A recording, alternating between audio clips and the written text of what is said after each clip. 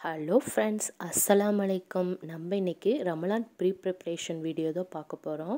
இந்த வீடியோ முஸ்லீம்ஸ்க்கு மட்டும் இல்லை, வேலைக்கு போகிறவங்க, ஹவுஸ் ஒய்ஃப் எல்லாத்துக்குமே ரொம்ப யூஸ்ஃபுல்லாக இருக்கும். இதில் டிப்ஸும் இருக்குது, கண்டிப்பாக ட்ரை பண்ணி பாருங்கள். ஃபஸ்ட்டு நம்ம என்ன பண்ண போகிறோன்னா, பிரியாணி மசாலா தான் பண்ண போகிறோம். அதுக்கு மிக்ஸி ஜார் எடுத்துக்கோங்க, 50 கிராம் பட்டை சேர்த்துக்கோங்க, 10 கிராம் கிராம்பும் 10 கிராம் ஏலக்காவும் சேர்த்துட்டு பொடிச்சு எடுத்துக்கோங்க. ரொம்ப ஃபைனாக அரைச்சிடாதீங்க, இந்த மாதிரி இருக்கணும். இந்த மசாலாவை பிரியாணிக்கு மட்டும் இல்லைங்க, எல்லா நான்வெஜ்ஜு குருமா ஐட்டம் எல்லாத்துக்கும் சேர்த்துக்கலாம், ரொம்ப சூப்பராக இருக்கும்.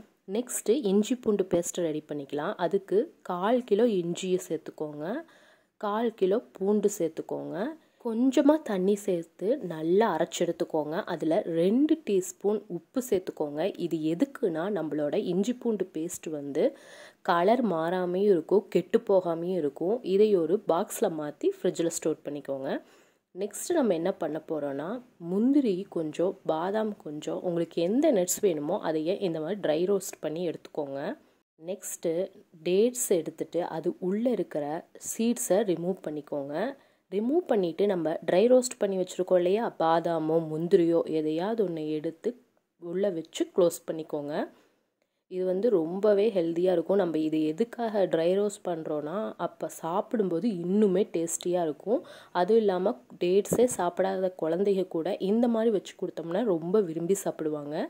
இதே மாதிரி எல்லா பேரிச்சம்பழத்தில் இருக்கக்கூடிய அந்த சீட்ஸை ரிமூவ் பண்ணிவிட்டு நம்மளோட நட்ஸை வச்சு ஃபில் பண்ணி ஒரு பாக்ஸில் போட்டு எடுத்து வச்சுக்கலாம். நெக்ஸ்ட்டு ரொம்ப முக்கியமான ஒன்று, புளி பேஸ்ட்டு.